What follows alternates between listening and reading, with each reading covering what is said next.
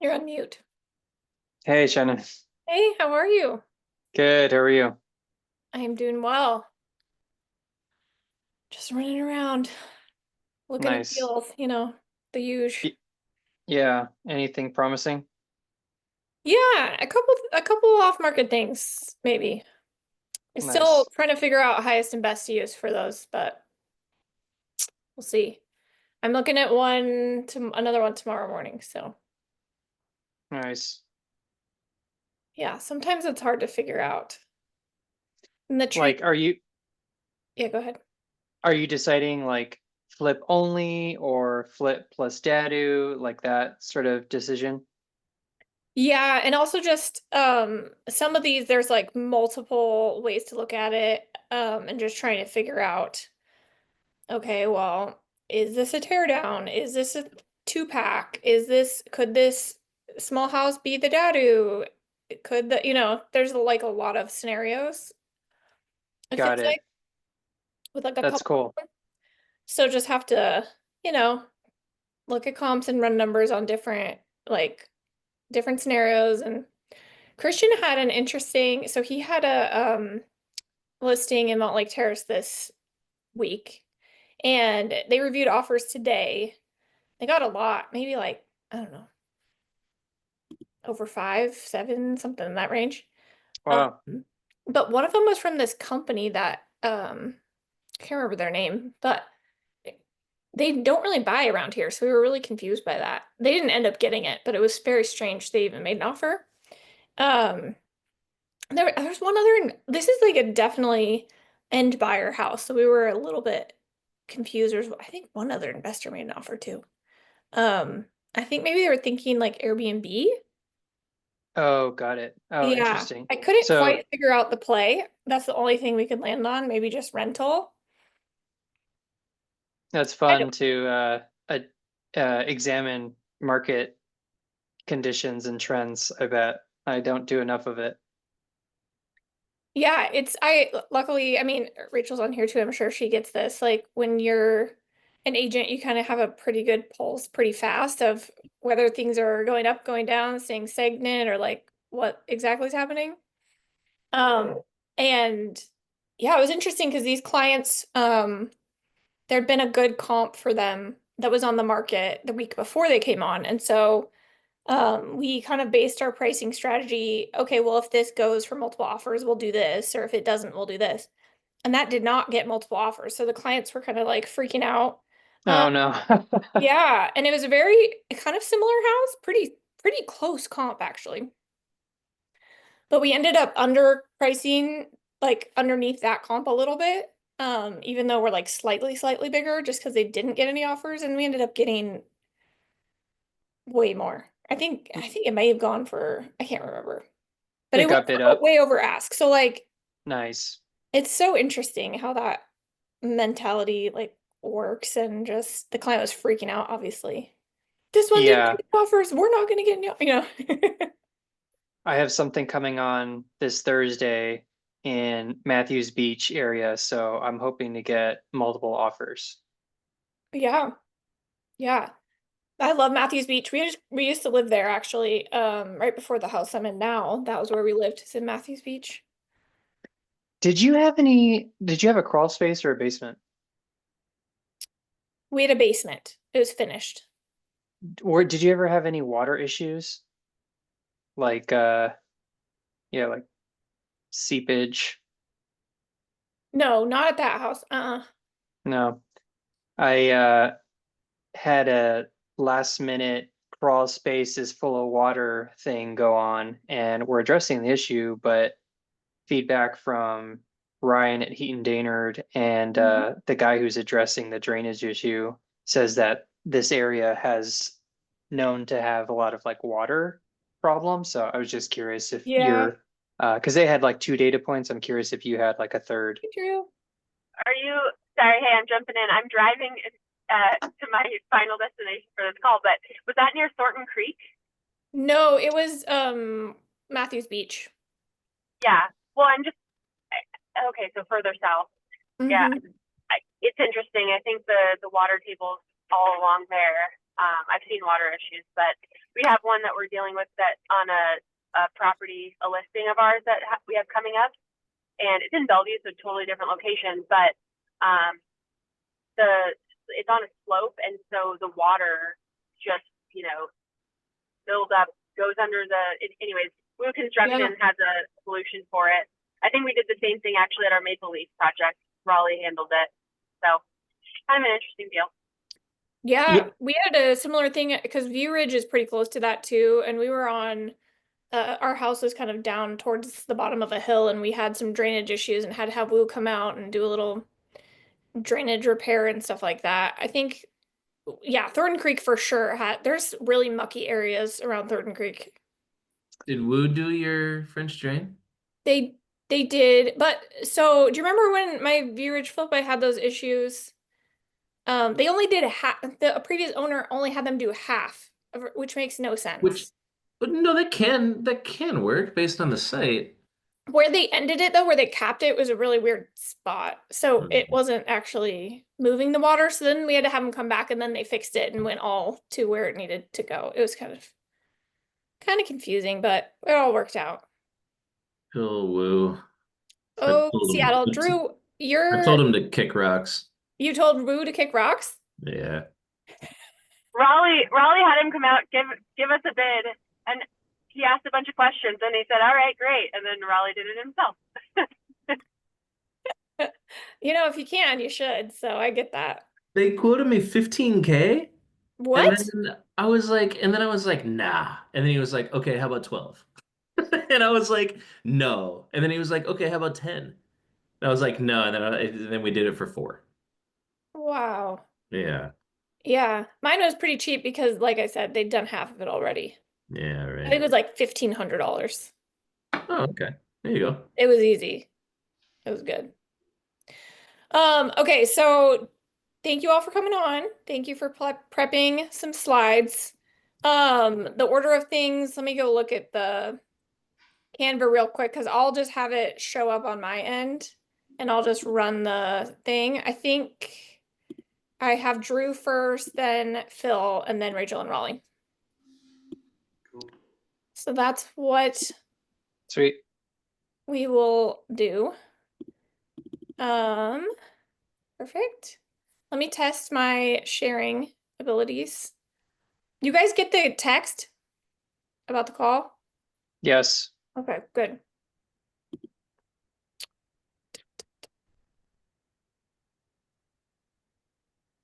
On.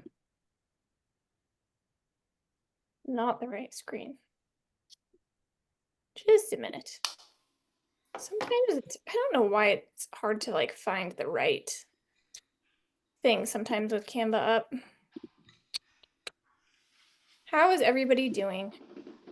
You guys excited? Good. I gotta say, I'm not a Canva fan. I'm old school. I like PowerPoint. I hear you. I Yeah. hear you. I think that means I'm old. No, I think a lot of people like PowerPoint. PowerPoint's cool. I'm very familiar, but I do like Canva's like you can resize images in a very nice way. It kind of like zooms and scales it pretty nicely. Show me something in Canva that you can't do easier in PowerPoint. I'm pretty sure that resizing All is a right. little bit more fluid, but All that's right. the only thing I noticed. Do you guys see this? Mm-hmm. Dang. Maybe. Do you guys Hold see on. Go the Drew. slides? Well, I gotta Yeah, get yeah, them yeah. done Yep. first. Okay. Sweet. I will stop sharing. I'm gonna let people in, then we'll get going. Rachel, you guys are last, yeah. So that's good because I know Okay. you're not. That perfect. Yeah, I'm just arriving my destination, so I'll be up on my computer here in about 3 minutes. No worries.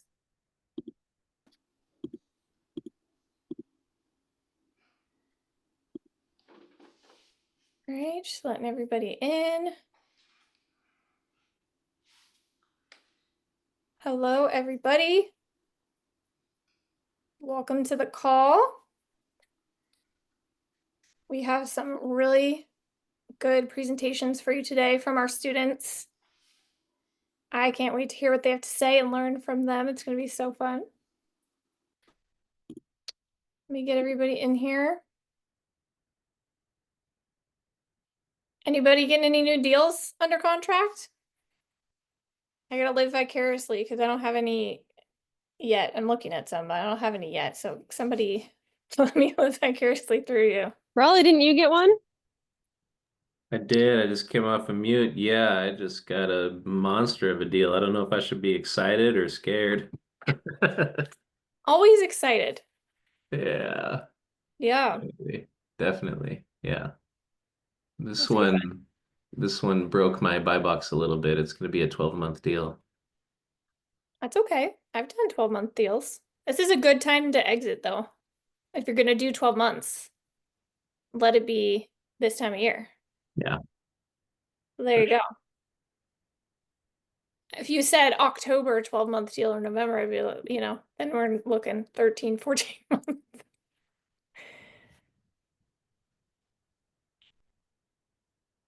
That's West Seattle. Is that West Seattle? Oh, did you hear about that? Yeah. Yeah, I think I Yep. did. Yeah, it was interesting. I think most people were looking at it as a teardown, but we can definitely save that house. I'm interested to hear how you guys underwrote that for sure. Yeah. Yeah, Yeah, that would be fun to hear about sometime. for sure. We should do like a before and after walkthrough. Mm, that would be cool. I don't know if it's safe to do a before walkthrough. It's good when it's not safe to go before. Yeah. You have a good screaming deal. You're like, you guys can't even come in here. Just like that bathroom James was showing where he got locked inside. That was so nasty. I Mortifying. can't even believe he was in there. Like, was that mold or was that spider webs? I'm really interested. Or do you guys think it was both? Both, I Spider think. webs, mostly.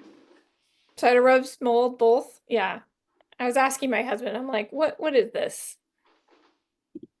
I don't know. It was a nightmare either way. Okay, I'm gonna get started. So today we are doing student success. So obviously James is an absolutely incredible investor. We all learn a ton from him. He's the reason that we're all here in this group together, but there's amazing operators in our group. I feel so lucky to get to ask them questions, talk to them, and today some of them are going to share some projects that they've done, how they kind of figured out what they were going to do in this project, and give us some ideas of their numbers and if there's any lessons that they learned too going through the project. So hopefully, as always, we all would rather learn from other people's lessons than to have to go through the pain of doing it ourselves. It's like a big goal of mine always. And so we're gonna get started. Drew is gonna start us off. I'm gonna share my screen and yeah, guys, this is Drew. And why don't you tell everybody a little bit about yourself and then get started on these slides? Yeah, so my name's Drew Smith. I'm actually originally from Renton, Washington. Went to school like as a quad school district though. I grew up unincorporated, but moved down to California when I was 22. 2 bags of clothes and $800 and a dream to, make some money. And when I came down here, I got in. I got into photo booth rentals, and then I ended up getting real estate license 2017. Kind of did it part time until COVID shut down my photo booth rental company. Jumped all in, and then when rates went to 8%, and I saw business kind of going away, I was like, all right, who's still buying? I was like, investors. And I'd actually gone to one of James's courses called the Lion's Den with another guy. And that kind of got my mind cranking, because I'm like, oh man, he's got a brokerage, he's flipping houses, he's doing all this stuff. And I'm like, I feel like I'm leaving some money on the table. So I ended up first last year doing a deal with an investor from Seattle. We flipped a condo, learned a lot from that. We'll never flip a condo again.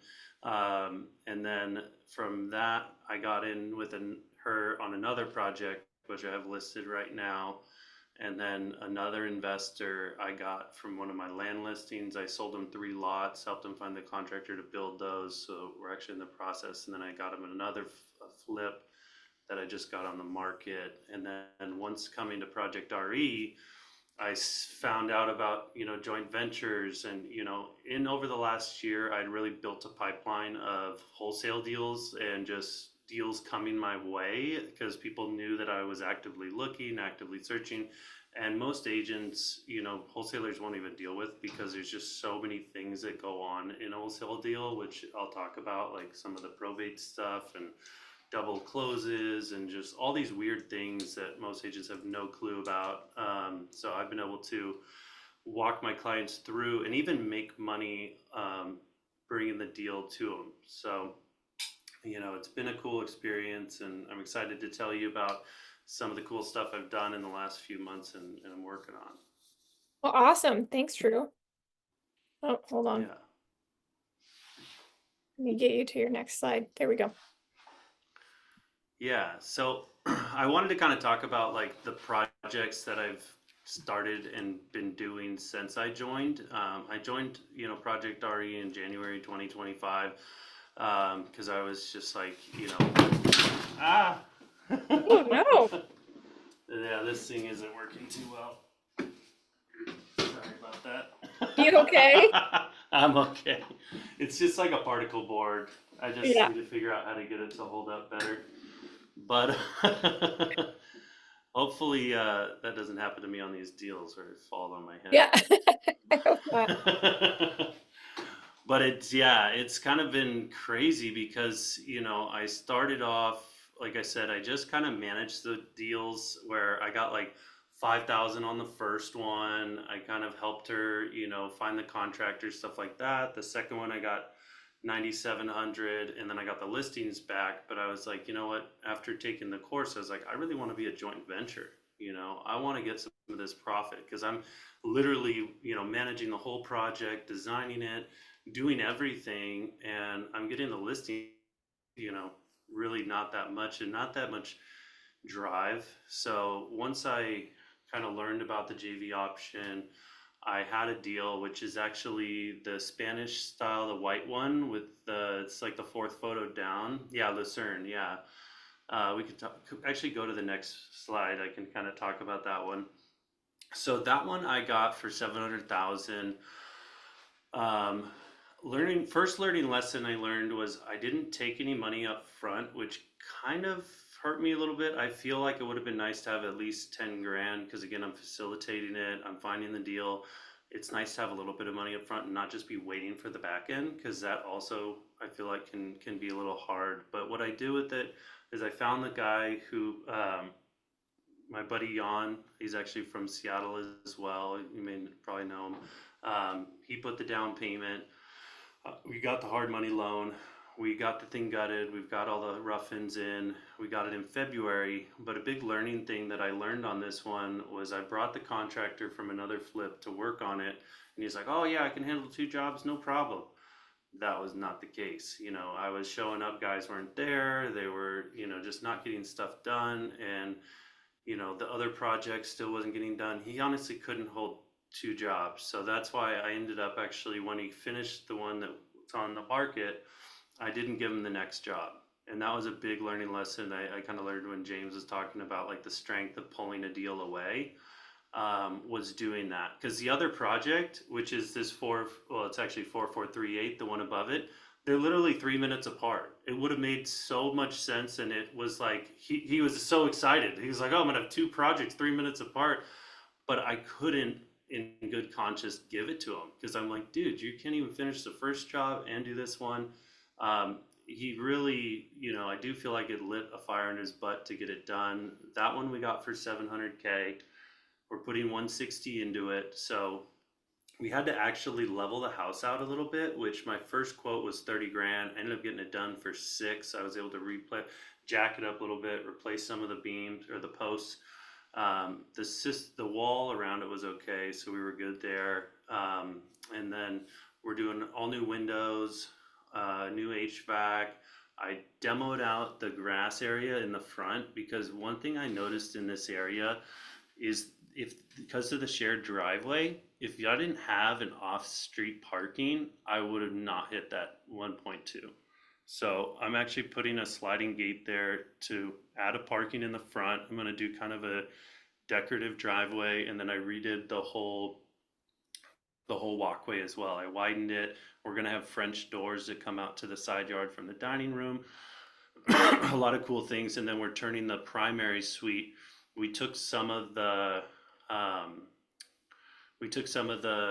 existing bathroom and then the closet next to it. We shoved it over, so then the primary suite's gonna have a double shower, a tub, vanity sink, and it's absolutely massive, with views of the cities. You can see the Santa Monica Mountains. I think that's going to be a really cool thing. And then this pink house, the thing that I learned on this one, which actually happened on two of my deals, which you actually go back to the slide before. So the first house at top, the one that's like boarded up, that's a probate sale. And then this pink one at the bottom was a probate sale. And I had never dealt with court confirmation before. And of course, so the wholesaler's like 2-week close. And I got the whole, the lender, everybody were like, great. People put in their earnest money. And then the investor's like, dude, it's been 3 weeks. What is going on? And then it's like, and we had gone to the court. Nobody overbid us. We got it. Everything was fine. But of course, the judge didn't stamp it right then and there. We had to wait. So we finally closed the pink one 3 weeks later. So that's already delayed. The Milwaukee one, which is the boarded up one, that one we're closing next week. We finally got signed off. And then the other pink Spanish I bought, or I'm buying, there had solar on it with a lien, and getting the letter from the solar company that the seller's proceeds are going to pay off the lien has been such a nightmare. So there's like so many things that I'm like, I was expecting on on these 3 deals, I was making 35,000 just in assignment fees. So like that was supposed to hit like 2-3 weeks ago, and it totally kind of messed up my plan of like my cash flow and stuff. Luckily I had other deals going on, but it just really opened my eyes of like, hey, if these are probate court confirmation, maybe I should add a little more time in there and really like even let my investors know, because some of them were pretty pissed. They're like, dude, you said it was going to be 2 weeks. We're 5 weeks in right now. My money's just been sitting there. Like, why aren't we doing, And it's hard because it's like you're calling those people, you're hitting up the attorney, you're trying to push everybody. But sometimes it's, it's kind of out of your hands. So that was a learning curve of like, all right, maybe I should prep them a little bit and say, hey, if everything goes well, we'll close in 2 weeks. But with these court confirmations, I've seen sometimes they could take 3, 4, 5 weeks. So really kind of planning that out. And then the other thing that I had learned on some of my projects was like trying to use old windows and like the original HVAC system.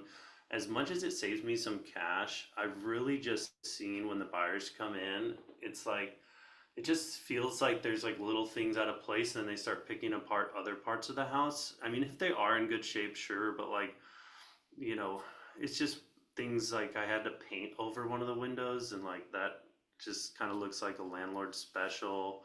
And then the other thing that I've really been trying to get better on is my scope of work. So really setting down, like, when is this going to get done, making sure I have materials. And I'm starting to take things away too. Like, I think it was last week or something, James was talking about like maybe don't have the GC do the landscaping. And that's where I'm starting to have, I actually hired a project manager too, because I was so overwhelmed, like going to all these things. I'm paying him minimum wage, and then I'm giving him bonuses if we hit, on budget, he gets 25 grand, on time, he gets 25 grand. So with all of these, they're all about 2 months. The biggest one is 4 months, which is the boarded up house. So that one we got for 800,000, but I got 15,000 on that. So it's 815. We're putting 250,000 into it, and the ARV is 1.55 million. But there could be potential for higher. There is a house 4 doors down that sold for 1.8. We just really have to nail that outdoor terrace yard and everything. But there's a unfinished basement. We have to create more space. So lots of things there. And same thing with the pink house. So that first pink house, we got that for 885, but that one is fully done. It does have the solar. It has the tankless hot water heater. We have to move the HVAC because it's down in the basement unit, which is a 1 bed, 1 bath, and a living room. And I need to move that so then we can actually utilize that. There's some weird janky stairs that I'm going to get rid of. So you'll actually have a 3-2 on top, and then below that one also appraised at 1.5. We're putting 160 or 150 in that one. The yellow one in the middle, we got that for 769. We're trying to be at 120, but I feel like we're going to be like 140. There is a 1 bed, 1 bath in the garage. It's unpermitted. We're not going to try to turn that into permitted, but we are gonna redo the bathroom and just, you know, have that space there, plus the 2-1 main house. And that one, we're really focusing on the outdoor space, like we're doing massive hedges all the way around, decks. And then the white one we got for 700, as I said, we're putting 160 into it, ARV 1235. And then the pink one got for 725. We got 150, 160 going into it, and the ARV on that one's like 125. So we're turning the breakfast nook into a little extra office. That one, yeah, new stucco, windows, roof, HVAC. I mean, pretty much doing everything down to the studs nowadays, it feels like. Yeah, wow, Drew, you've been busy. Oh my God. Save some Yeah. deals for other people. No, I'm kidding. This is amazing. Like, thank you for sharing all of that. And then 2 questions for you. I'm sure a lot of people are wondering too. If you go back to like this probate concept, so the timeline was one lesson that you had. One, is there any other lessons on how probate is different than other transactions? And two, what is your source? Like, how are you getting these? Are they already on the market? Are they off market? And if they're off market, what's your pathway if you're willing to share? Yeah. So, I mean, the thing with probate is, yeah, I just learning that there is going to be delays because of the court confirmation. And even if they say no court confirmation needed, there could still be a chance of it. It's not 100%, which is kind of a, you know, it's just there's unknowns. But that's also where these deals people will pass up because they don't want to deal with it. So, you know, sometimes they can be really good, but that was a learning lesson. And where I'm finding them is I have a lot of wholesalers sending me deals. So in this area, I've got New Journey or Journey and New Journey Investment sends me deals. Acquired sends me deals. Journey Investment, New Western, Acquired. And I think there's one or two more, but pretty much it's like I've thought of starting to hire somebody to start sending out these offers on the MLS because some of them are on the MLS and they get a good discount. Like the one that I got, the white one for 700, I think they got it for like 675, and it was on the market at like 725. Got it. So I could have wrote the offer, but I don't know. It's like at times I'm like, do I have the time to write more offers and scour the MLS when it's like, you know, I literally can look at my email here. I got one right now in Wilmington that was sent to me. I got one in Mountain. I got probably Yeah. 6 sent to me already today. Yeah, I mean, if you're getting them coming to you and you have that, I think that's really helpful to save time and you can focus more on executing and underwriting the projects that are sent to you rather than searching for them. So, yeah, Yeah. great. Everybody, if you have questions, feel free to raise your hand or put it in the chat and we'll do a bunch of questions at the end as well. So just wanted to point that out. Oops, we're going this way. All right, Phil, you're up.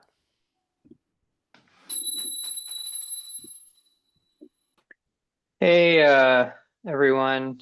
Bill Garcia. I joined Project RE in September of 2023. Prior to that, I was a consultant. And then prior to that, I had been working as an engineer for 10 years. Sort of shifted into real estate after or while I was a consultant, and kind of stumbled upon James and his team and his efforts in this group in that fall, and decided to join because I wanted to lean into flipping. I had some experience with long-term buy and hold.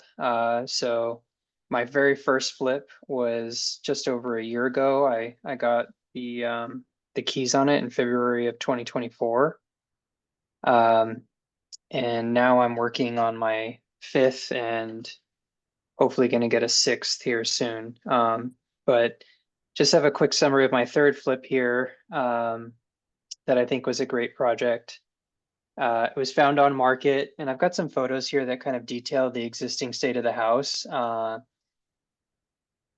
It was like a very unique design, 3 bedroom, 3 bath, 2,200 square feet on almost 3 acres, 1988 build. Again, yeah, found on market. And so this was, just a good opportunity that we were able to get our hands on.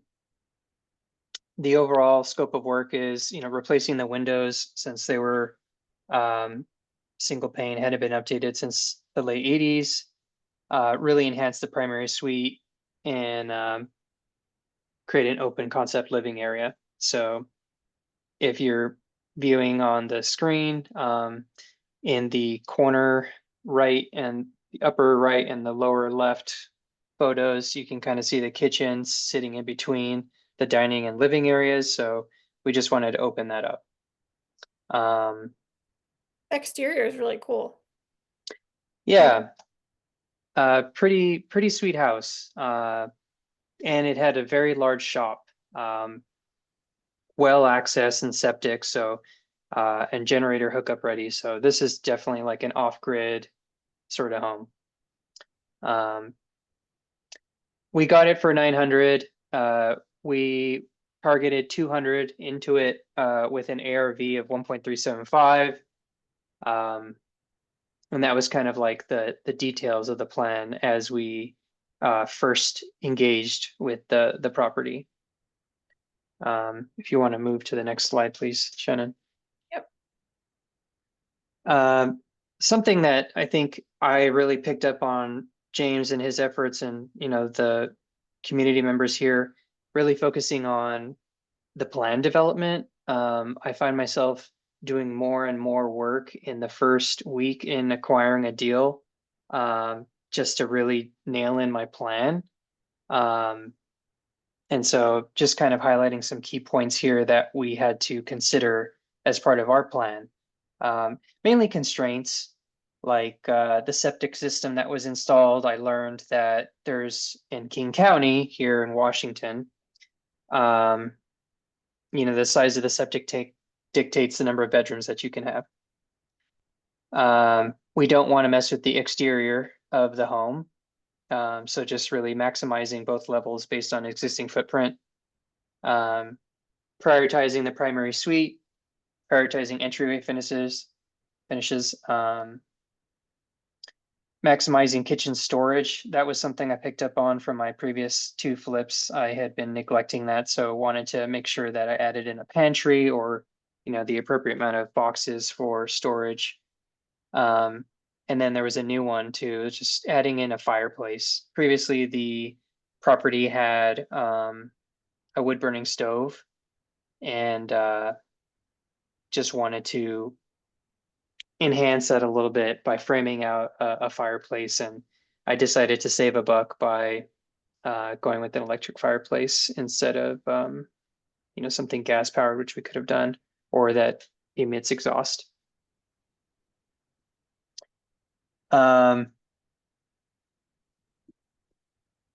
Yeah, so that's kind of like, I guess, the plan development. And you can see the photo here. This kind of represents the final state of the plan that we developed for this house. Ended up really making a nice primary suite for the future buyer, a walk-in closet and bathroom. And we did end up creating a 4th bedroom. I kind of forced it. I don't know if you could see in the upper level, the lower part of the image shown on the screen, there's a room called office. That's a 4th bedroom technically. I was like so eager to maximize the bedroom count, so I added that 4th bedroom. Even though it's a very small room, it's like 7.5 by 11. But I think it would work great as an office or a like a room for a small child. Did you end up sticking a closet in there or no? I did, yeah. Oh, So yeah, I it's see it. Sorry, you were covered. Cool. Yeah, so that was, I don't know, I kind of hummed and hawed over that on whether I wanted to build out a bedroom or leave like open space for play or whatever the future buyer feels. So, No, I think it's a good call for sure, especially like work from home where people want office space and it's just such a different I feel like the desire for that office space has increased so much since COVID. So I think totally. that's a really good call. And there were windows that were just begging for some sort of like room or place of use. Um, but using these like key points ended up coming up with this plan and got it nailed down within the first couple of weeks, and really it kind of executed pretty smoothly. And it definitely have some lessons learned, which I've included on the next slide. Some of them are pretty tactical, but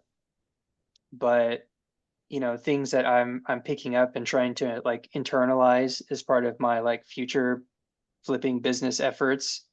For example, in my layouts, I kept drawing hallways, and I realized that's like not really valuable space. So, being intentional about minimizing the amount of space that hallways take up.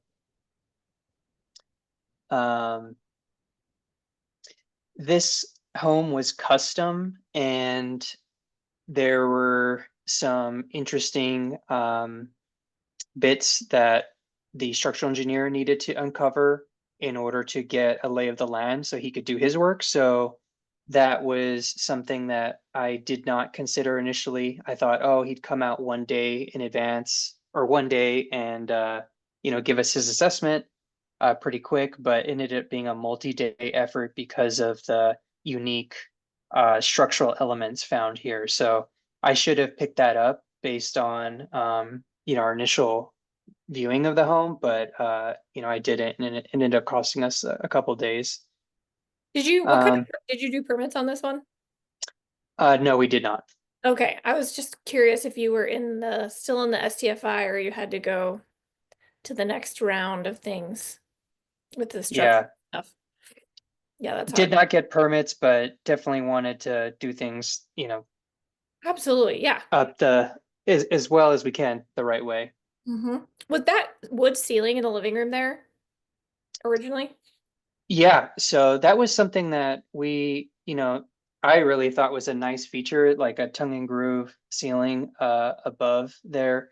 And so we kind of left it as is and just put a fresh coat of clear stain on there to kind of, enhance it. But it really made this space feel very homey and warm. Yeah, good call on that. I love that feature. Yeah, try to incorporate symmetry where possible. Our focus on the entryway, if you can see the photo in the upper right-hand corner, um, pushed us to spend a little bit more on the staircase than I thought was reasonable at the time, but it ended up being a great product, I think, in the end. Just looking at some of the other ones. Looks like Being we have neighbor, a question real quick, if you don't mind. sure. Just a question about the ceiling. You said you just have to restain it, so you didn't have to like sand it down or anything. Like we're currently doing a flip where the ceiling is like that, but it's painted white, and we're getting some ridiculous like quotes for having to first sand it before being able to stain it. Is there any like way around that that is cheap? In my case, it was already, I think they just threw the stain on top of it, so there was no paint. So I don't think even, I think we didn't need that like hardcore labor to remove any existing layer. So my case was different, but yeah, I'm not sure. It sounds like definitely want to remove the paint if you want to expose it. If anybody has a good solution for her, put it in the chat for sure. I haven't dealt with that before, but if anybody has, I don't know. Thank you. Also, it looks amazing. Oh, sweet. Thank you. I think looking back on it, the design was super helpful, but I think a lot of what makes this really attractive was just there in the house itself. And I think my job was just really enhancing that. other big lesson learned was being neighborly can be super helpful. If some of you have been watching James's show, there was like a windstorm that knocked a bunch of trees down. This was sort of in that area. And, fortunately, I connected with my neighbors and they kind of kept me posted on tree issues, which we did have one fall over, but it didn't hit the house because it was very difficult to get over to this area. So I'm like now hyper focused on being super neighborly. Um, yeah, other silly ones like the height of the faucet should be per the faucet output, not the roughen location. So if you have a faucet that drops down from the roughen position, make sure that you consider that as part of your design or when you're relaying instructions to your general contractor. So again, it's pretty tactical stuff, but it was a fun project and it ended up being going over list at 1.4 and it was a 100K profit, which was more than what we were expecting. So pretty happy about that. Executed in 5 months end to end. Wow. Well, great work. It looks beautiful. If you guys have any more questions for Phil, we'll take some at the end. Thanks, Phil, for sharing that. Yeah, thank you. Of course. All right, next up we have Raleigh and Rachel. So two Project RE students joined forces and did a project, and they're going to share with us right now. Everyone. I'm Rachel, and I'll speak first here, just with regard to the acquisition piece of this, and then Raleigh will chat through. I think we both joined Project RE 24, so just hit our year. And yeah, so basically, how we came across this property was an agent on my team. I run a team of agents at Compass State.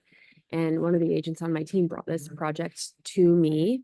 I should say I actually approached Raleigh separately to see if I could find him deals. He told me his process, and then I was like, maybe I want Raleigh myself. So when I got this deal, put in front of me, I was sort of thinking of it from that perspective, sent it over to him, and ultimately we to negotiate seller financing on this deal with low down payment and 4.25% interest only. So from that respect, it was a fantastic deal. I was a little worried we were overpaying up front, but ultimately the numbers have worked out in our favor, and timing, of course, as well with the market and uptick in market conditions. So that's also awesome.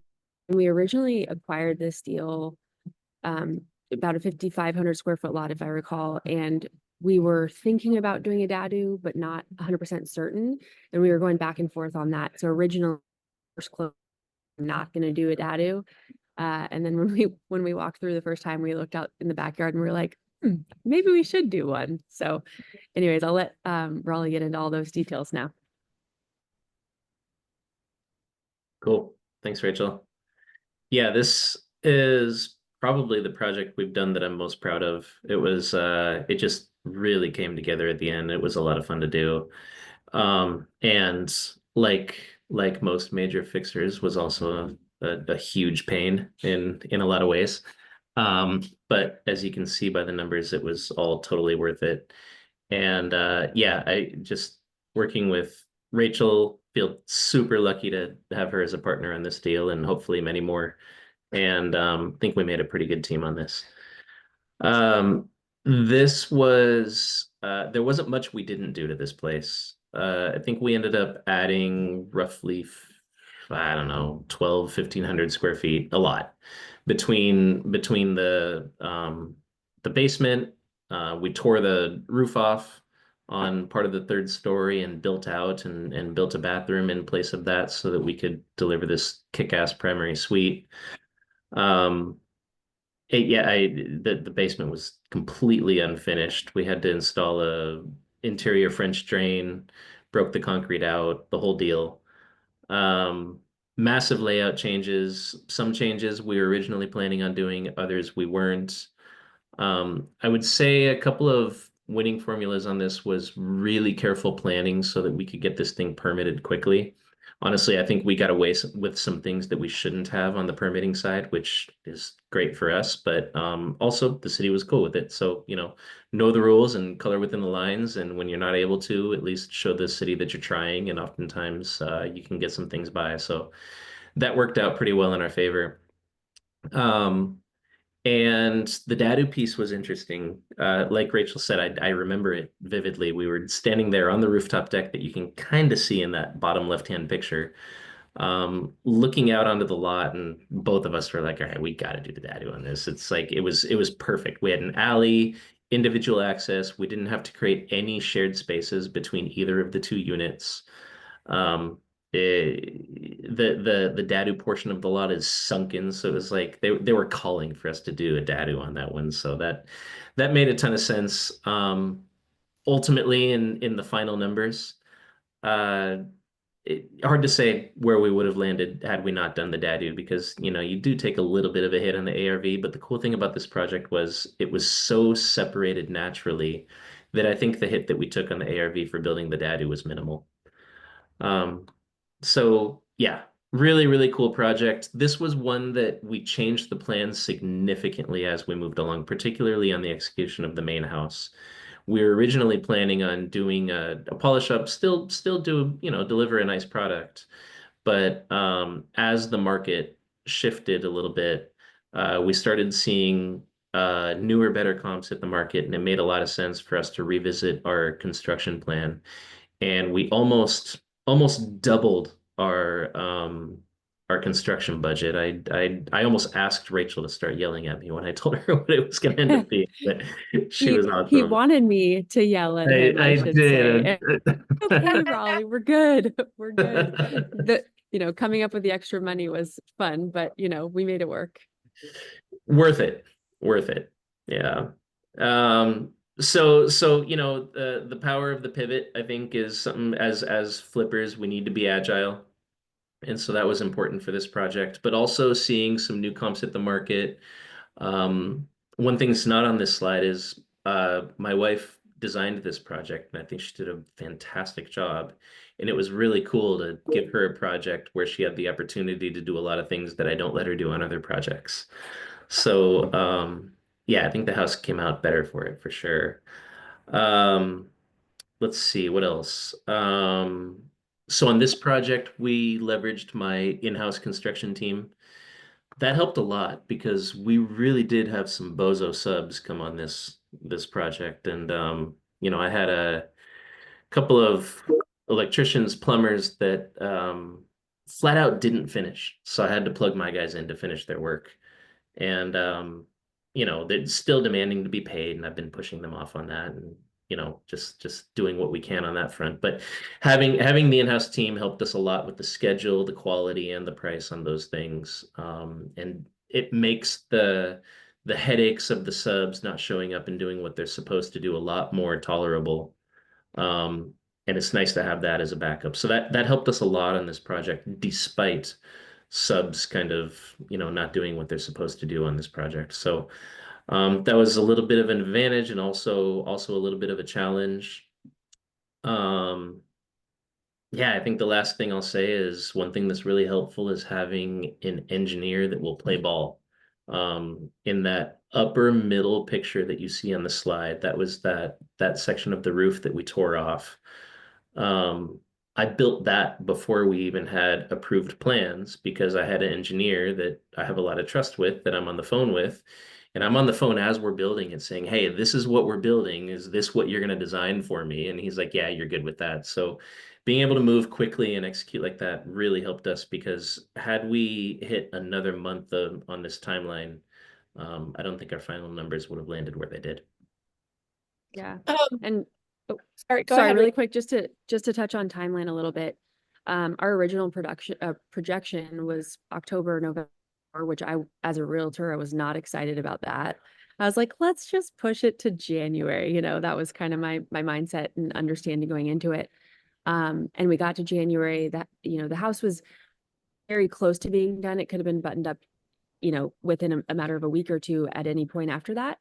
But we did have, I had major concern with the dadu. And so basically we did have to line, and we wanted, as you can see in the bottom right photo, we needed our dadu framed up so that the single family home, any buyer who was walking through could really see what was going to be going there, because people have no imagination.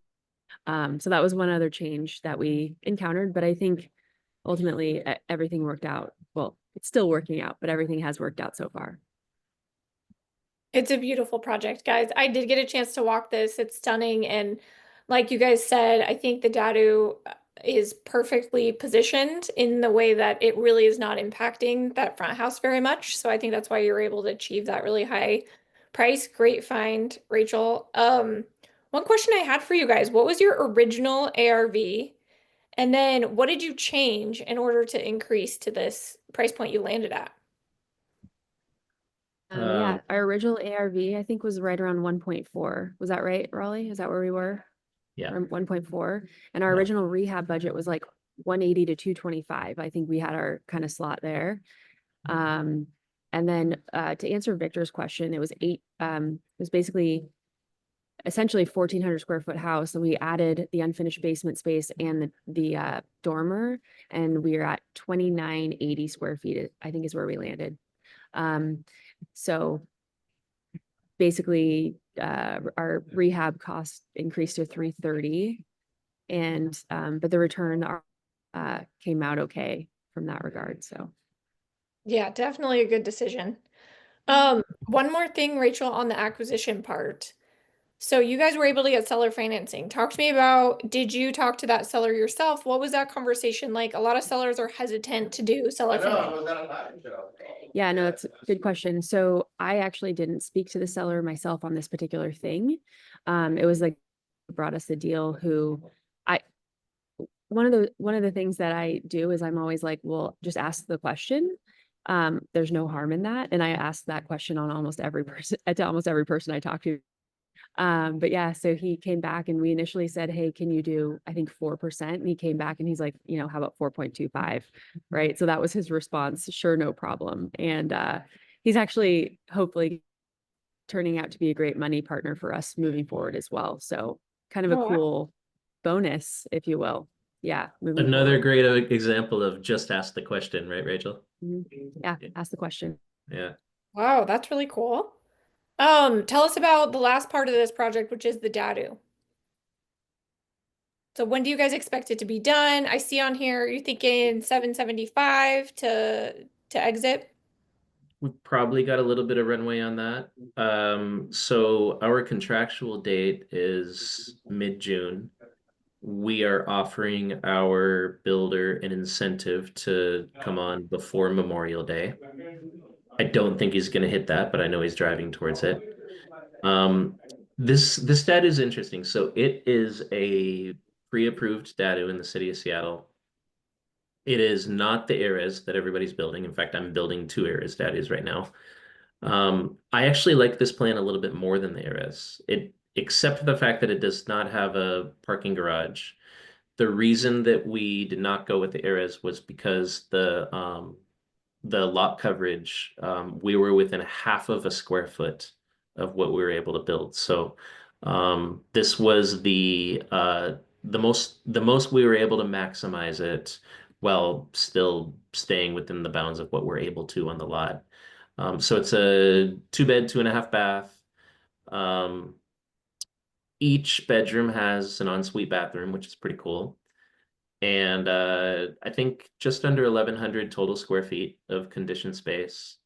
And the main floor, for those of you in the Seattle area that are familiar with the areas, I like the main floor of this one a lot more. It feels a little bit more roomy. It just feels more like a house than a dadu. So yeah. Nice. Well, that's exciting. I can't wait to see that one when it's done.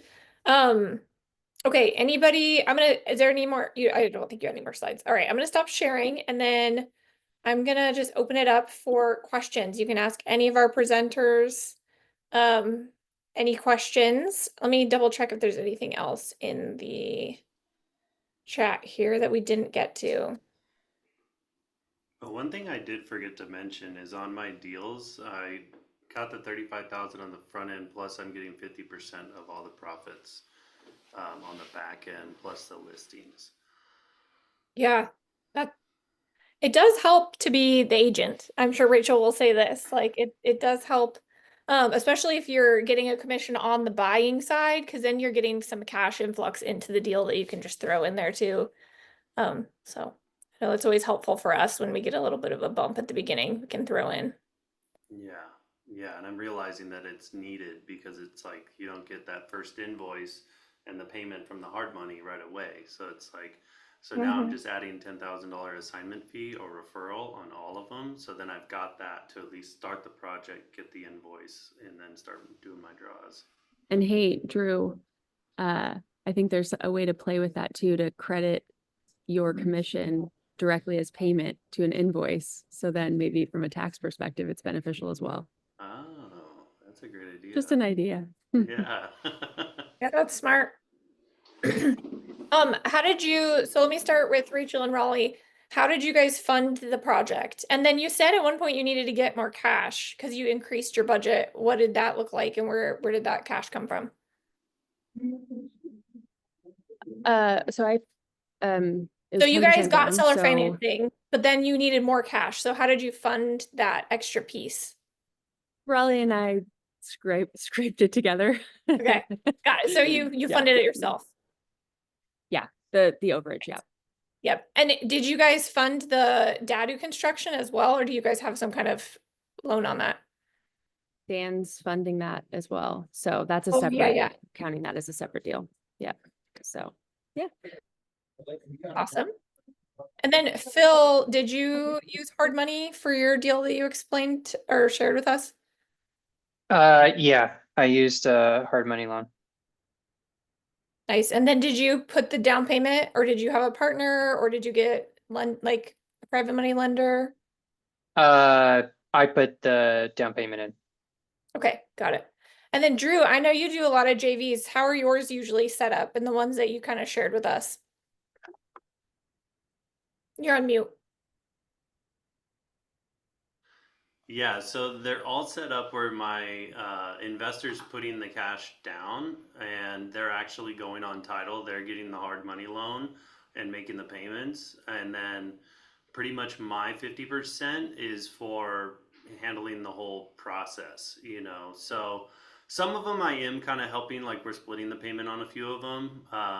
But that's kind of where I've pitched it and most people are okay with it because, the way I look at it is like your investment's tied to the property. I already got you a great deal on that. And then I'm going to handle everything else because most of these guys that I keep running into, they have cash but don't have time.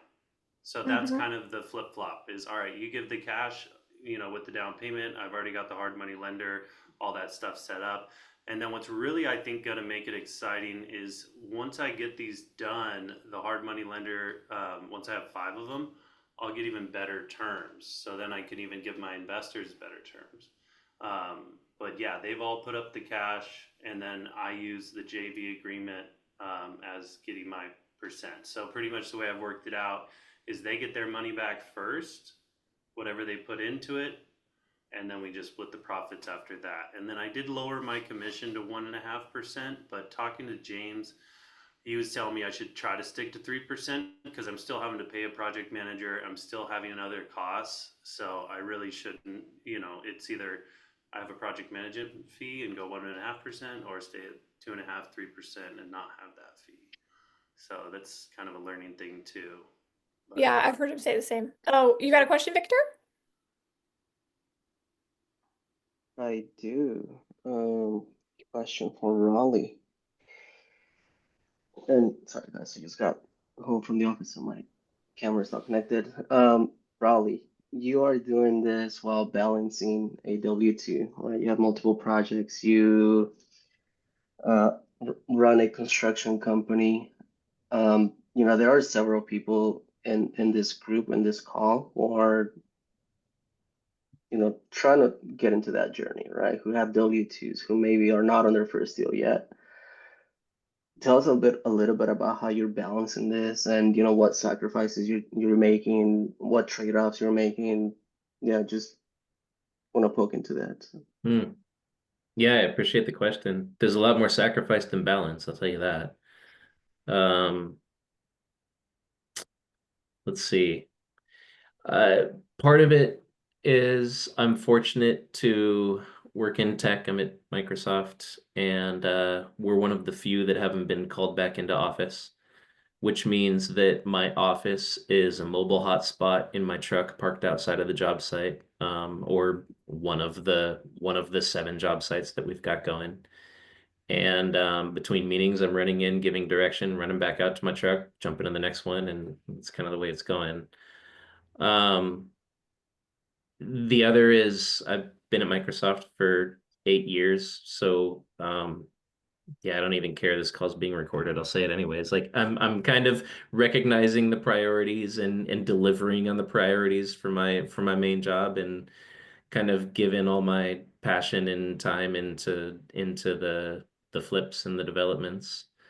Um and you know, having a fantastic partner in my wife and my son, who are totally on board with this and recognize and appreciate that it's a sacrifice, and are kind of okay with going on this ride with me.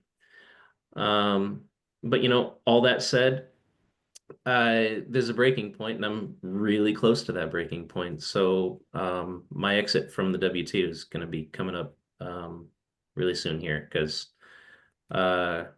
you know, doing 7 projects while working a pretty demanding full-time job is I guess I've earned that badge of honor, and now I'm ready to be done with that. Yeah. It is very impressive what you're able to get done in a day. Your wife is incredible. Her design is great. She's obviously an incredible supporter, and on the journey with you, which I'm sure a lot of us, if your partner is on the journey with you or cheering you on, that's such a helpful piece to have. This life is crazy, and it's nice to have that support. And if they're in the projects with you, which your wife is, and she's great at it. So, The um, most important part. yeah, absolutely. But yeah, Yeah. that's a lot of projects to do while having a W-2. That's a lot. Yeah. It's absolutely impressive. Um, Anybody have any other questions for our speakers today? I kind of asked mine as we went, because that's how my brain works these days. Top of Yeah, mind. I have a question. I don't think Phil had to deal with this, but maybe he can answer this. Ever like, did you ever think about expanding the septic? And if so, what, you know, what sort of thing would that, how much would that cost, I guess? In this case, unfortunately, I saw that we had additional capacity to get us that 4th bedroom, so I didn't run down the, hey, what if we had to increase it? But definitely would have, you know, looked at the comps to see like, hey, can we put in a 1,500 gallon tank to get that extra unlock? But yeah, in this case, I didn't run it down, but could be interesting to look at and probably a fun project. I don't usually have to deal with much septic.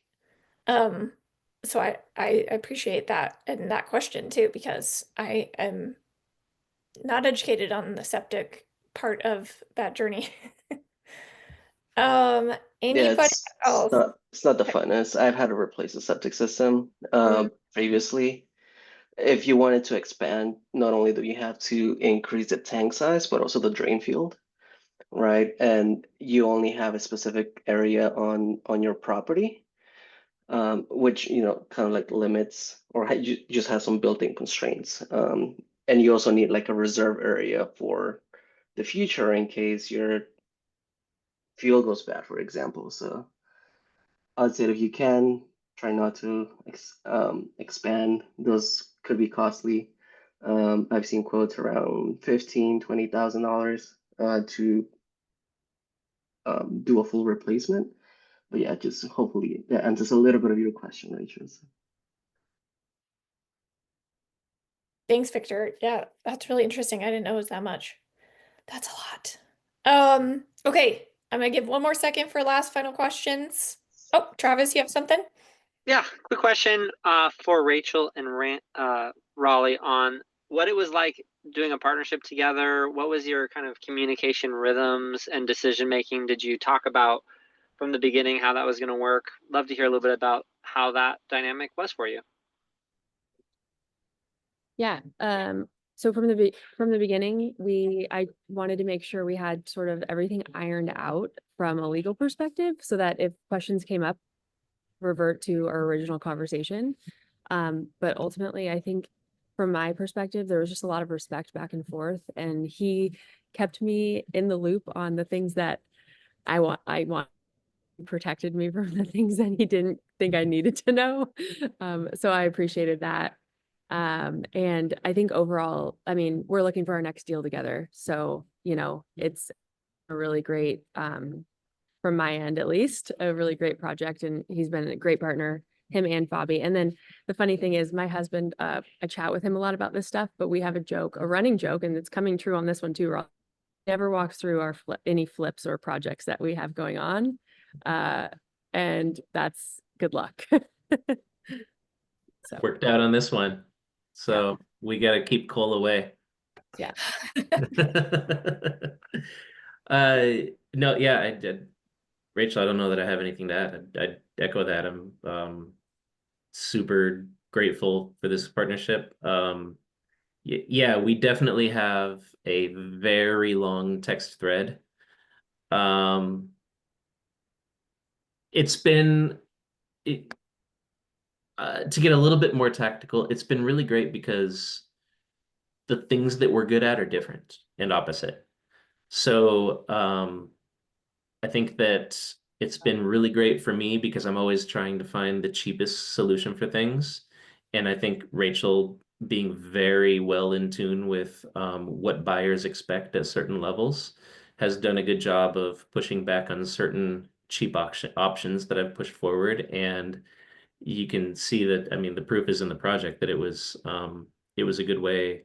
The way that we ultimately ended up executing, I think it was a good way, and we did a lot of compromising on those things. And I think both of us coming at things like design and quality and finish from opposite ends really helped us balance this project out in a way that we were able to deliver a really good project at a price that made sense. Yeah. And in terms of communication, it was all fantastic. I mean, I think we did a really good job of keeping each other up to speed on the important things. And yeah, I think that was just you got to kind of find your rhythm. I remember Rachel told me one thing. Maybe you don't even remember this, Rachel, but I remember this vividly. I remember you were saying a good partnership is one where when unexpected things come up, can you be reasonable? And so I think that both of us have done a good job in that. That's a great catchphrase. Yeah. Love it. I mean, as you can see, everybody who's presented today, incredible operators, and Rachel and Raleigh's story of, and also having like Dan do some funding on that deal, who's another project I remember, can show you guys just what kind of amazing people that we have in this group and what amazing resources they are for doing deals in your area and outside of your area too. So I think networking within this group and getting to know and finding people who are a good match to your skills is really important. So I'm glad that we could kind of showcase some of the deals that are going on in the group and keep talking to each other, keep meeting each other, find a way to do deals together because that's what it's all about. So I think we're going to end it there unless there's a last minute burning question. Okay, well, thank you to our speakers. Appreciate you guys for coming on. You're all amazing. Great deals you're doing. Thanks, Drew. Thanks, Phil, Rachel, and Raleigh. All right, bye, everybody. Thank you.